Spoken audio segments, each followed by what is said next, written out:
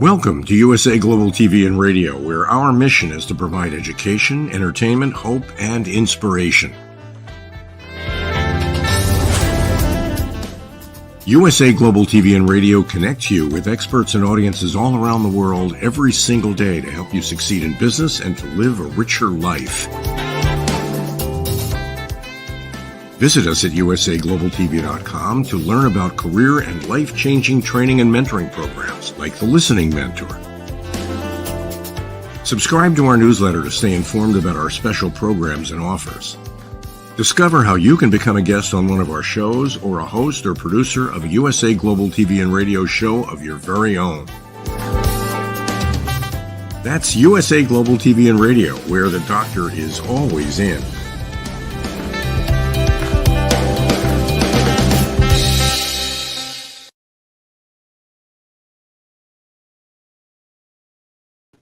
Good morning, good afternoon, good evening.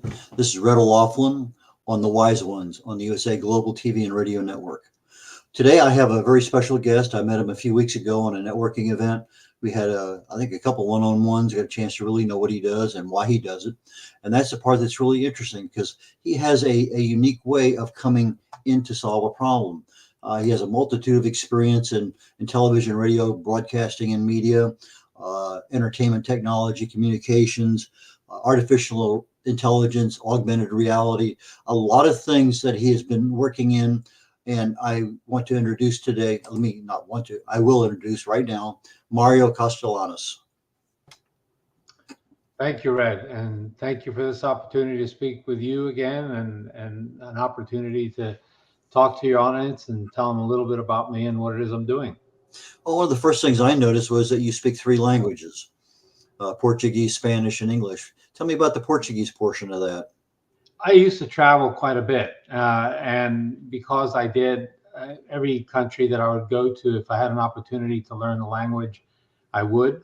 I was traveling to Brazil quite a bit, so I made a point to learn as much Portuguese. And because I continued to travel and I developed a lot of friendships with people from Brazil, I kept it as a language to learn. I noticed that when I was in Portugal, it's not the same Portuguese. You know, you have the Brazilian Portuguese and the continental Portuguese, and most of the TV shows and everything are in the Brazilian Portuguese. But when I did my language learning, I was learning Brazilian, but I'm over in Lisbon, and even though I could read it, they didn't understand what I was saying, regardless. But let's get back to you. You started out in a variety of businesses, and you kind of picked up things. And with the technology, you became, I'm not going to say a consultant at the early age, but you certainly picked up a lot of experience. Why don't you tell us a little bit about your background and how it kind of led to where you are today? Sure. My professional career has always been in technology. I started off in consumer electronics, and from consumer electronics I went into broadcasting and broadcasting electronics, satellite television. In there was some time that I got involved with security systems, and from there, from broadcasting, it went into broadcasting and film media, I should say. I went into telecommunications, and from telecommunications I continued on with the newer technology such as artificial intelligence, and then later on augmented reality. And now, because of Mystery on Main Street, I've become more involved in gamification. So it's one has led to another. And in each case, it's been a great learning experience. And in each case, I've noticed that I've been able to use the experience from one to augment whatever it is I'm doing in something else. Okay, this seems to be the like it's called the year, but certainly the beginning of the era of AI with regard to mass distribution. I signed up for ChatGPT a while back, then I signed up for Bard, which is now Gemini, and then I signed up for another one, can't even think of it, Azure. And the first two are simple. I mean, boom, boom, I'm there, I'm using it, I'm working. And Azure was just for me, a very difficult platform to sign up for. Why, if we're going to use a platform like that, and most of the people using it are probably not even, they're entry level people. Why would a company make it so difficult to get into the system? I although I've been involved in technology my entire career, I'm not an engineer, nor a technician. I still consider myself a technologist to a certain extent. So I'll take a stab at answering your question. I think a lot of these technologies, when they're created with a real love of what it is that's being created, and the person or group that's creating this technology see it as a new form of efficiency and for whatever sector or target market that they're going after. So they create it so that they can use it and that others within their ecosystem can use it. And their ecosystem is quite large, but it doesn't cover everyone, Uh-huh. right? So I think what happens is when you find these new technologies, over time, they do become much more user friendly, but it takes a bit of time and it takes a bit of work and mistakes and changes and pivots. So and that's how we're able to get some of the technologies that we use now. I mean, I'll give you a quick example. We use Word, right? I mean, or even a better example. Microsoft now has Microsoft version 11. Well, I remember using the original versions, and just before that, I was using DOS. So when you were using DOS to go from DOS to 3.0 and then 3.5 and the next version after that, I mean, it took some real learning. But look at where we are now. We're using this very user-friendly type of technology, and it's like that with any new gadget or new widget or new software that comes along that's technology based. I remember having to take out a 5 1/4 floppy to put in another 5 1/4 floppy in order to do the next part of the application because it wasn't contained on the last one. So I've been down that street before. In fact, we talk about technology, and what we're sharing here today on StreamYard is something that it wasn't that many years ago. We had no ability to do that. I remember having that ability in the military back before 2000, because I do communications with with other militaries or other countries, other bases. But as far as the civilian sector, I'm sure it was there, but very limited. Now we just pick up one of these things here, and everything's at our disposal. We don't need a TV camera and a studio and everything else. Boom, it's available to us. There you And so, go. and so Right. the technology is going crazy with regard to what we have advantages to take, what we have to take advantage of, and the AI is one of them. But you mentioned the term augmented reality. Tell me the difference, as you understand it, between AI and AR. Well, it's really not an apples to apples comparison, because I guess a closer comparison would be if you were to talk about augmented reality and virtual reality. But to get closer to answer your question, so with AI, I guess in the most simplest form is the ability to take just loads of information and automate it so that you can receive loads of information very simply by just by just with less time and effort needed to create it. I don't know if my response is much more complex, but with AI, you have the ability to just take something and make something of nothing, if you will. With augmented reality, as opposed to, let's say, virtual reality, these are more visual, whereas AI is more, it's more, I guess,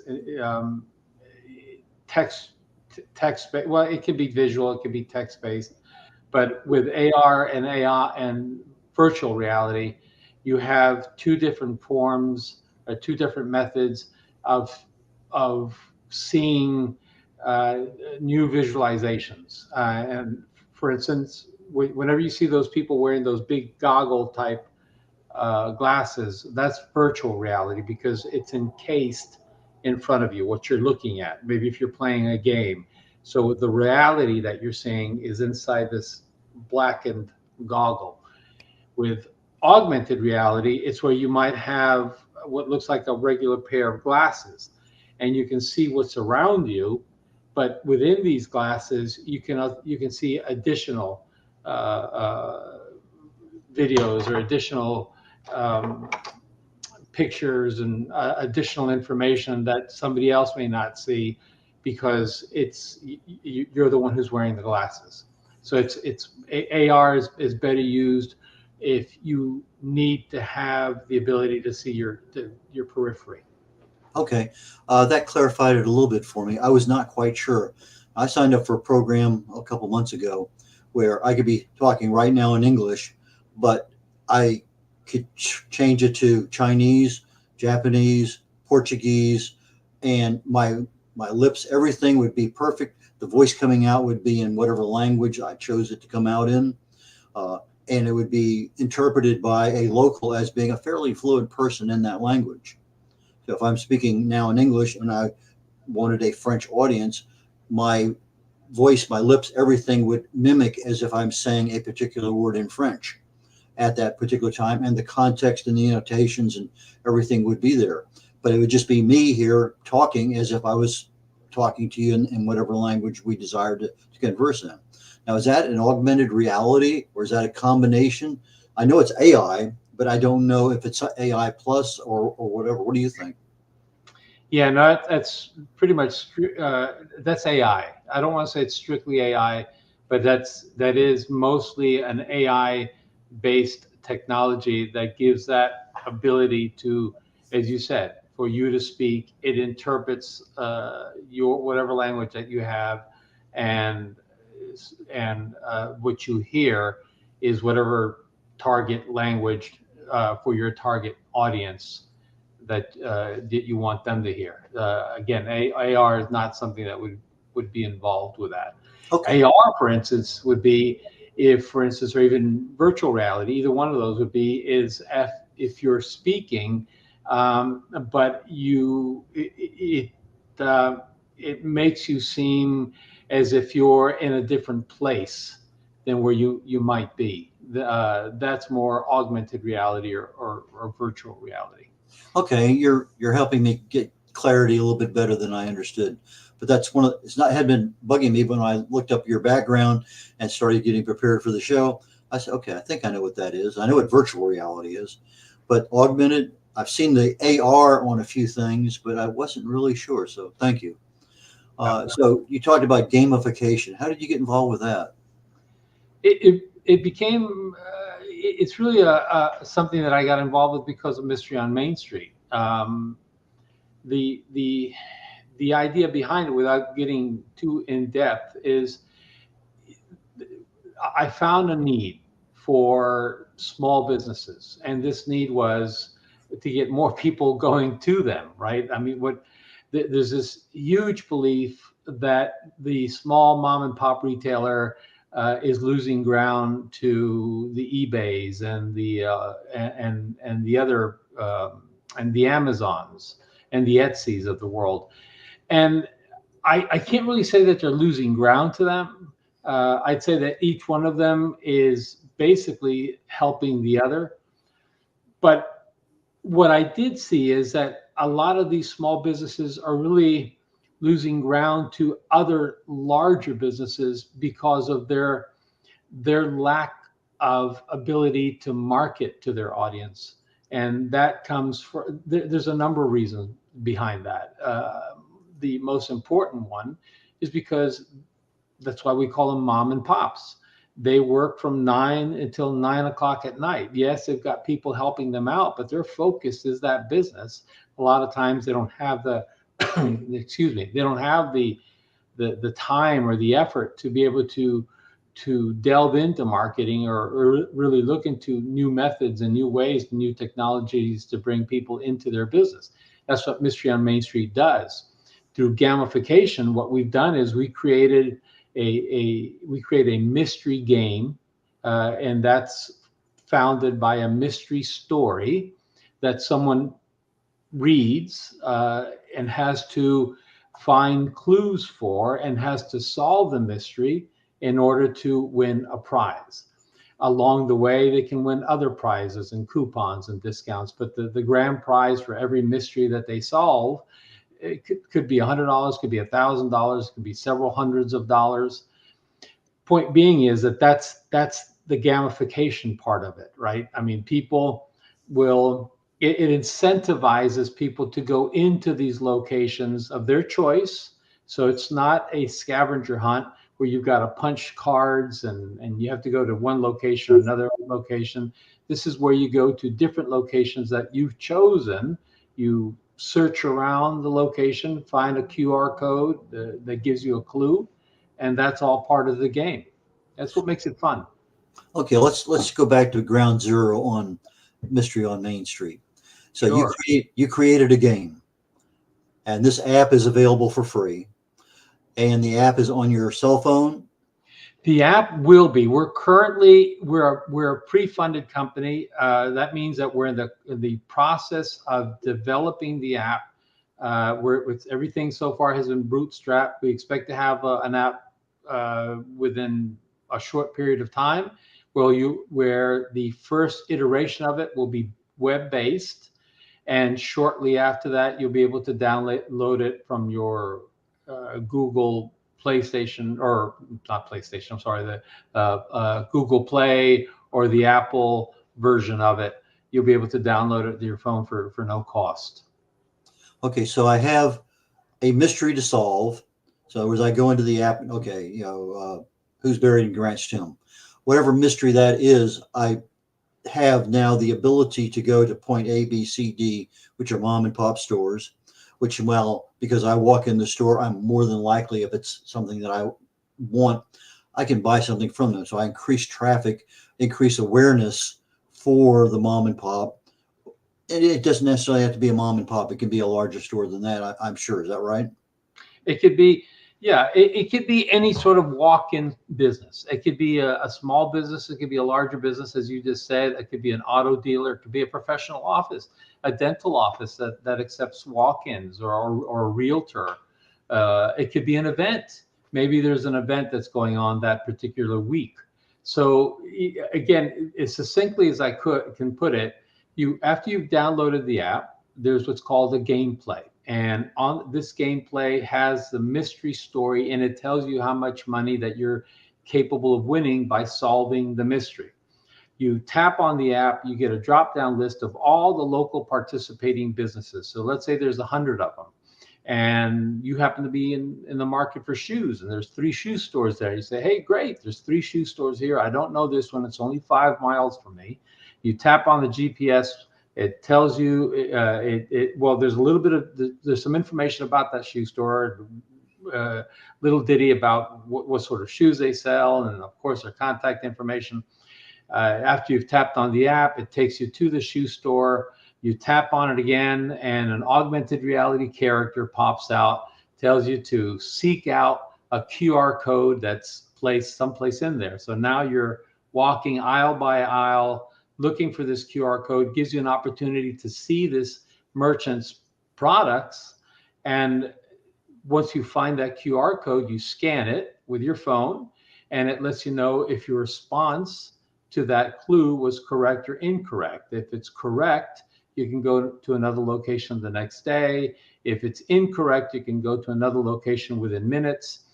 The first person to solve the mystery, which will take about 4 weeks to do so, will win that grand prize that I was talking about. The person, now the advantage to the player is not only do they get an opportunity to win these prizes and coupons and discounts along the way, but of course they get a chance to win that grand prize. And they had a chance to win other prizes afterwards as well. The advantage to the merchant is that we're bringing people inside their location. No other form of advertising or marketing does that. That's what we are. We're really not a game app. We're a marketing and advertising technology company. Okay, so I have a bunch of shoe stores, some dentist office, a couple auto dealerships. So it doesn't matter on week one if it's a 4 week program or even a 7 day. It doesn't matter whether I start at a dentist office or whatever.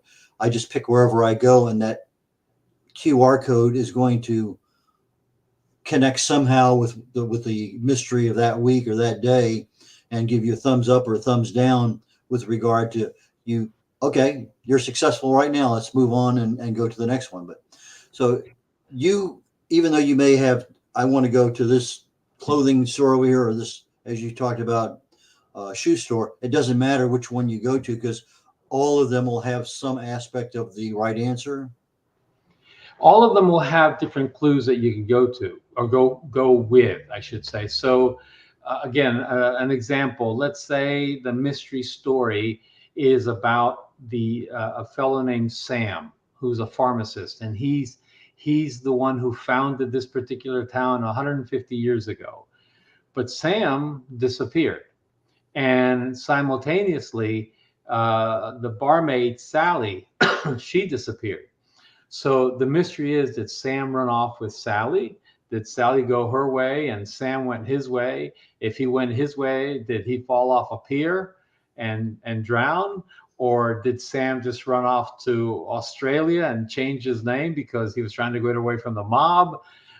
Did Sam do something else? So there's a lot of moving parts to that mystery, and there's a lot of clues to that mystery. So it's not an easy task. And the way the game is engineered, it takes about a month, actually. It takes about 4 weeks to solve that mystery as you go from clue to clue to clue and from location to location to get these clues. But again, the incentive here is, it's not just about solving this mystery and hopefully winning that cash prize. It's about getting to know your location, getting to know your community, and getting to know other products and other services and other vendors within that community that you may not even know that they exist. It's happened to me. I can think of one particular store that I started to go to that had been in that location for 2 years. I was driving by that location all the time, never much paid attention to it. And for another reason, I had to go to another location as I was coming out, and because of a car. I mean, I could go into the entire story. The point being is, I found about this place just by sheer coincidence. And this app tells you about these places. It gives you a reason to want to go see them. And the reason is that, yes, you get a chance to win money, but there are many other reasons as well. Okay, so two people could come to the same conclusion and never see the same store. That's exactly it. That's Okay. exactly it. That's the part I wasn't quite sure of, whether they had to be in that particular shoe store to get the right clue at the right time. But so it doesn't matter. You're out there visiting your locale, and whatever your business needs are, the clues will give you enough information for you to deduce and solve the problem that will eventually get you the whole solution.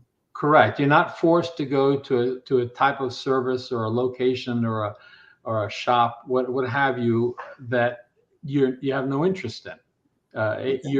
You go to the sorts of business that you normally would go to anyway, but for some reason you just didn't know that they were there, or you've never visited them because you never had the opportunity, never thought about it. But this gives you that opportunity. This gives you that reason to go to these places that you've always thought about, but never have. Okay, I'm in Houston, Texas. You're at Miami, if I remember right. Miami, and also just north of Orlando called Sanford. I'm dual based. Okay, so your merchants are the ones that you've contacted, or they know about you and they've contacted you? It's a combination of both. At this point, because we're just starting up, we're contacting a lot of communities, telling them, excuse me, what it is that we're doing, and we're generating interest, because once we are ready to go, and as I said, right now it looks like things are moving a little faster than that. Actually, I was going to say a little faster than I was expecting. That's a good thing. But we might have something going on very, very soon as far as the app is concerned. I don't want to announce anything yet, but it looks like things might be going really quick. And we'll be needing pilot sites all over the nation. And these pilot sites I'm looking to do 12 pilot sites. Will be 12 communities, each one of these with dozens of participating businesses. We're not going to charge anything to any of these participating businesses. And we're going to get the word out about that community, about those businesses on a national, if not international level. And we're also going to have prizes for the winners of those gameplays in those different communities. So right now, that's what we're looking for, are businesses and communities around the nation that think that they'd be really interested in participating. Okay, so right now we're looking at major areas within the Miami and Jacksonville and Orlando and places like, or is it going to be, Main Street, USA, wherever? Yeah, I'd like to have 12 very diverse pilot sites around the U.S. and Canada. So if I could get a pilot site in Miami, if I get one in San Diego, if I get one in Texas, or two in Texas, I could get one in New York. So in the Midwest, get a couple, and Canada get a couple. So we want a lot of diversity so that people of all walks, from all walks of life, get to see how this works, and people from all walks of life get to experience it. Okay. And so from the perspective of the user, the app will be available in the near future from the application of being a merchant who has the potential of people coming in to get the daily solution, of lack of a better word, but the QR code. So that QR code has to be physically placed in that store someplace? That's correct. It'll be strategically placed. As a company, once we'll work with that merchant at this juncture from a distance, from a virtual distance, but once we're up and running, if you will, we're past the pilot site or pilot stage. We're going to have salespeople. In fact, we'll be looking for local agents in every community, first around the U.S. and Canada. These are people that have a sales and marketing and merchandising background. And we're also going to be looking for writers. So yes, we're going to be heavily involved in AI, but we're going to use real people to assist our customers. So these sales agents are going to be our local representative in that market for any sort of customer service that customer might need, that merchant. And our writers will be people that live in those markets. These are people that know that on the corner of 5th and Main, there's a bus stop that says Sam's Insurance Company, because that bus stop might play into that mystery story that's being written for that market. Each mystery story is going to be very unique, and that's also part of the fun, because as a player, all of a sudden you might see a reference to something that you're intimately familiar with, and that will be part of the mystery story. Okay, so right now it's in English. It'll be available in Chinese and Spanish and other languages in the near future also? Right now, it'll be in English. After English, we'll begin working on other languages. Yeah, with AI, it shouldn't take very long at all to make a lot of those conversions. That's true. That's correct. Yeah, I did some traveling, and you just pick up your phone and you type it in English, and if they're speaking Spanish, you show it to them and they know it, and they can either type it in or give you a thumbs up or thumbs down or whatever is appropriate from a quick response. But it sounds pretty interesting and certainly unique. How did you come up with this idea? Back in early 2017, I was sitting in a small park where I live, like any small town. We always have a central park. I was enjoying a coffee, and off the corner of my eye, I see this elderly woman get out of her car, looking at her phone, and start scurrying around the park. And again, she caught my eye as she was doing this. From the other end, I see this teenage boy, or what looked to be a teenage boy, doing the same thing. So these are completely different people, but both of them are doing the same thing. And then after a while, I see a couple, and then some other people, and then another couple. Curiosity got the better of me, so I left my bench and followed them to this big tree that they had all gathered around. So as I go to this tree and I ask them, "What are you doing?" And one of them turns around and says, "Pokemon." Well, I had been in technology my entire career, so I knew exactly what Pokemon is. So, but I had them explain it to me so I could find out more about it in detail.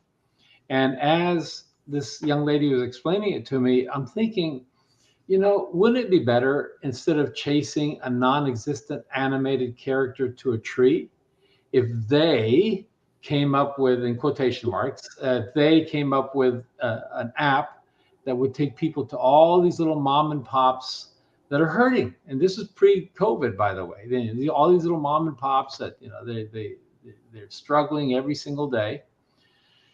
And then and I started thinking to myself, well, wait a minute, they could be me. I'm in technology, so that's how it all started. So this was early 2017. and 2019. I partnered with somebody who already had an app that, as it turns out, I did more research. He had created something that was very, very typical, where you go to the website and you download the app and you pay for it and you create your own stories. That was very different to what I was doing, but he already had the app. He already had the basics. I said, can we do what I'm doing instead of what you're doing? And I'll create a company. And that's what I did. So I created a company, and I dissolved it about a year later, because, as what happens a lot of times, you partner with people that you don't know and you get unpleasant surprises. So I decided in early 2020, in fact, particularly in March of 2020, that I was going to do this on my own. And we all know what happened in March of 2020. My target market, the retailer, was hit with COVID. They all closed down. So for the next 2 years, I just did some more research, did some more background work. And in 2022, I just started to start things up again. I started looking for people to bring on board. In 2023, I had my complete team, and we started looking for funding, and that's where we're at now. Okay, so you had a 2-year vacation in the middle of developing your business. I wouldn't call it a vacation. It was 2 years of extensive work. Within that 2-year period, I actually spoke. I went out to speak to retailers. I'd say I spoke to over 1,100 retailers personally, and to research them, to ask them, what is it that, this is what I have in mind. What are your thoughts? What would help you? And that's where I'm at now. So that has helped me a tremendous amount, because when you speak to 1,100 of your target audience, you can detail right down to, you can pinpoint detail what it is that their needs are. So how many mysteries do you have developed so far? Well, we've got a couple of mystery stories that are waiting in the wings, so that once we are ready to go, we'll have those two. But if we wind up doing all 12 sites, we're going to need 12 mystery stories. So 12 individually different mysteries. Very different mystery stories in each one. And as we grow as a company, that's why when we go to look for writers, we're going to have writers in each one of these communities that are going to be writing multiple mystery stories at any given time, because they may not be writing it for just one gameplay. They might have another gameplay, or maybe 3 gameplays going on at the same time. So we might have more than one mystery writer in that market. I remember way back that one of the first games that came out that I remember people at work doing was they could leave their physical address and basically walk electronically through the neighborhood. And if there happened to be a house there and you tried to turn and go into that house, it would stop you. But if it was a vacant field, so somebody had done a lot of research on the geographic confines of that particular game. I don't even know the name of it. I have no idea what happened to it, but it seemed to be in vogue for at least a couple, 3 months. because it had a lot of people's interest. From my perspective, what you're talking about is something similar, something that doesn't exist, something that, hey, I'm solving a problem. I'm whether I read it or watch it on TV or go to a movie, there's a mystery there. It gets solved, and I can actually win some money. The marketing, the merchants have the ability to see increased traffic, maybe increased sales, more than likely. Especially if you're as you say earlier, in the market for shoes, you're going to go to a shoe store. It doesn't matter which one. If this one happens to be one you've never been to before, why not go check it out? So I think from a business perspective, it clicks a lot of boxes of things that, from a marketing perspective, that people aren't even thinking about, but there's a lot of interest that could be generated through it. I agree. And also what's very unique to what we're doing is the sort of data that we'll be collecting. We'll be collecting a lot non-intrusive data about the shoppers. And that's vitally important to me, because I think all of us are constantly concerned with our privacy, right? I mean, the social media, delving into our ability to move without them knowing what it is that we're doing. So in our case, the sort of data that we're gathering is non-intrusive, and we don't care about the individual. We just care about their movements and basically why they're going to one location as opposed to another location. So the sort of data that we'll be able to provide to our customers directly will be able to tell them the increases or decreases in shoppers that they've had, or at least foot traffic, really more importantly, foot traffic from one gameplay to the next. So as an example, if you played the game in April and then you play it in May, I'll be able to tell you in June what the increase in foot traffic was for you between April and May, and also between last year and this year. That's sort of the information that we'll be able to tell you. Not only that, we'll be able to give them data on the ghost shopper. And that's something that the big brands would like. And that's something that nobody else can offer. The ghost shopper are those people that go into a location but don't buy anything. So why is that important? Because by us being able to accumulate data on these individuals, we can come to the conclusion that yes, this particular group of individuals, or this particular individual, it was interested in shoes. They didn't buy it here, but they bought it someplace else. That's very important for that location, because obviously somebody was interested in shoes, but they didn't buy it there. Now we've got, through our other capabilities, we'll be able to determine, or hope to determine, the reasons why people aren't buying it there. Okay.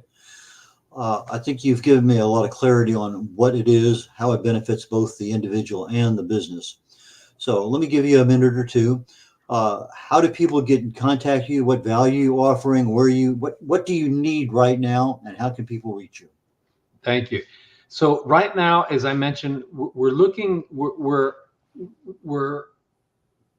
a pre-funded company. So obviously we're looking for companies that are individuals that understand that we'll be up and running soon.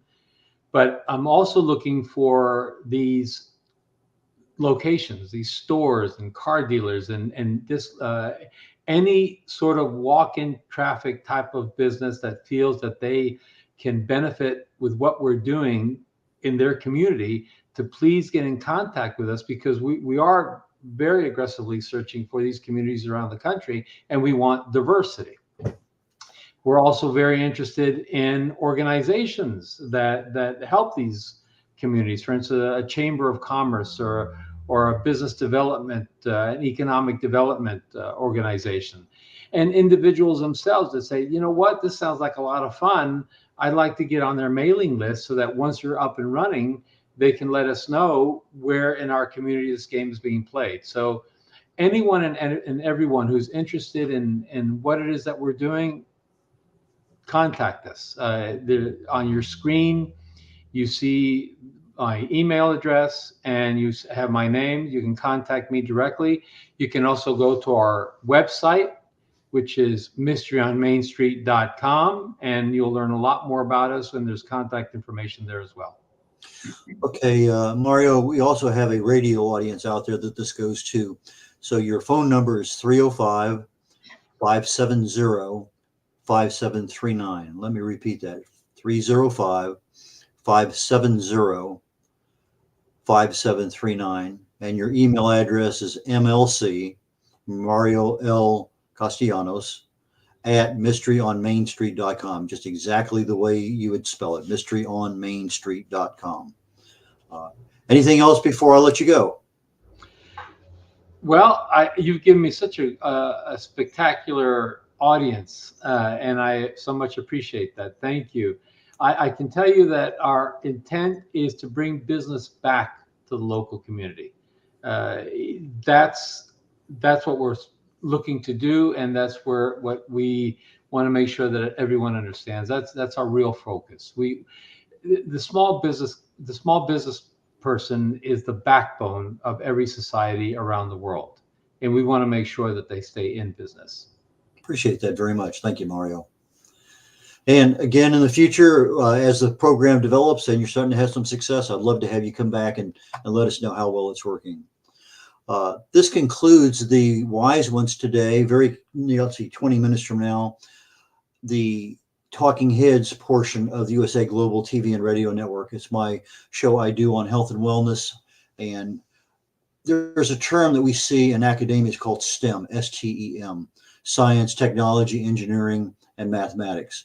What if we took that same term and used health issues and started looking at being able to be a critical thinker or a problem solver using STEM, but STEM in this particular case is applying more to our physical health, not our career. So I kind of renamed STEM to be stress, toxins, emotional, and mental. And I'm going to be going through each one of those over the next few weeks and talking about how these things impact our health, increasing your awareness of things, and providing some level of knowledge and education so that you can make better choices in your life. So please join me within the next 15 minutes or so, 15, 20 minutes on Talking Heads. If you can't join us then, please go to YouTube to the archives for USA Global TV, and you can find the Talking Heads playlist and join me that way. So until then, have a wonderful day, and we'll catch you next week. Bye now.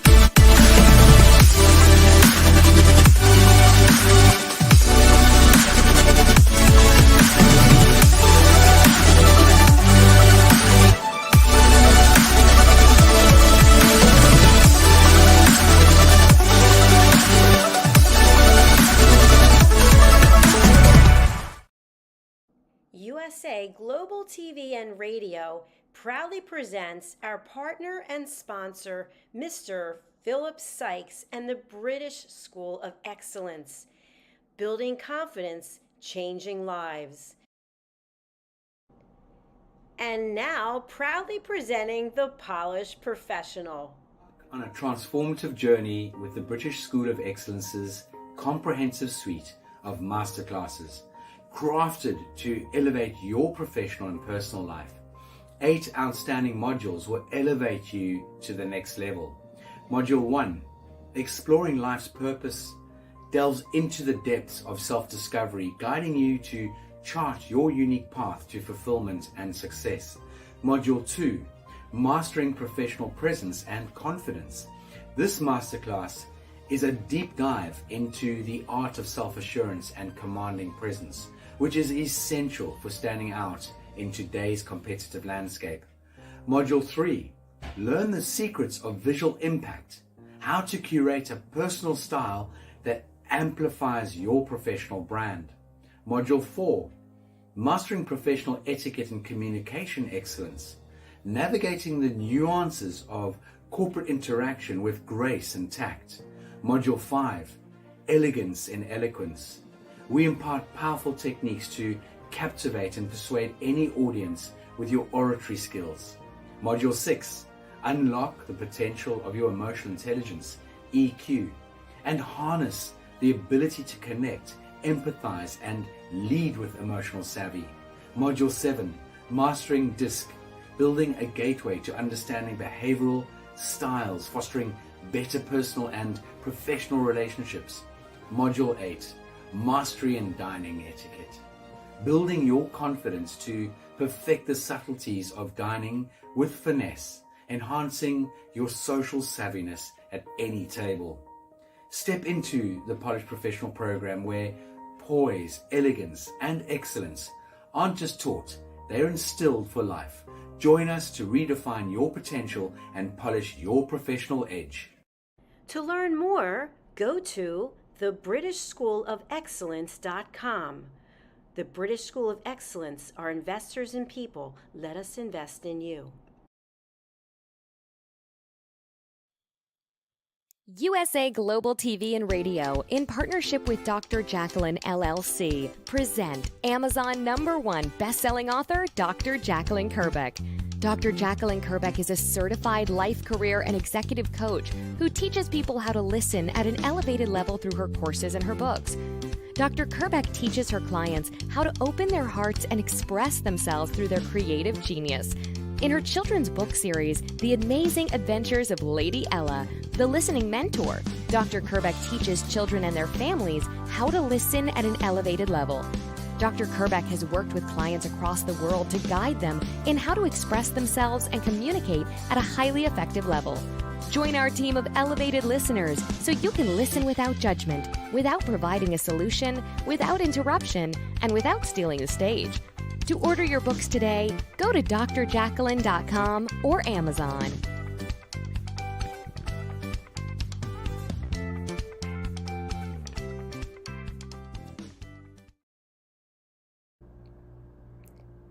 This program has been brought to you in part by Zane Carson Carruth, etiquette and protocol expert, international award-winning author, television show host, and philanthropist. Thank you to Zane, our official diamond sponsor for USA Global TV and Radio in partnership with E360 TV. Zane is the author of The World's First Tooth Fairy Ever, as well as many other children's books. She's also the television host of Elegance, Polished Demeanor, and Posh Living, seen on USA Global TV and Radio.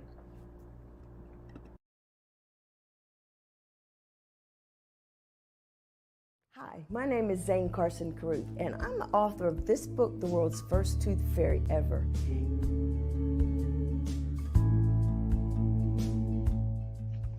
Reading is magic. Studies have shown that reading to your children lays the foundation for greater success in life. Reading helps develop language and vocabulary skills. It helps improve memory, and it encourages curiosity and inspires creativity. The benefits are immeasurable, and as a parent, you'll benefit too. In only 10 or 15 minutes a day, you'll be creating warm memories and a bonding experience that will last for years to come. So take time to read to your children. Read them books about things that engage and interest them. Tales of fairies and magic fascinate children, and as everyone knows, the Tooth Fairy is at the top of the list. If your child loves magic, wands, adventure, and what child doesn't, you'll love reading them books from the trademarked series, The World's First Tooth Fairy Ever. Follow along as Bella, the world's first tooth fairy, accidentally starts the tooth fairy tradition. Learn the tricks of being a professional tooth fairy in the book, Bella Starts a Tooth Fairy School. Your child's imagination will soar as you read the adventures of Bella and her magic wand.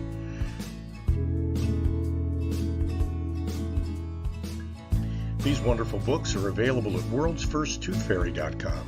and at Amazon, Barnes & Noble, and Walmart.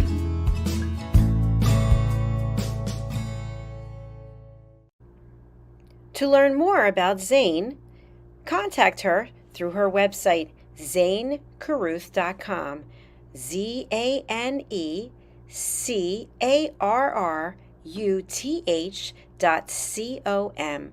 Order Zane's books and merchandise. Contact her about being a keynote speaker at your next event.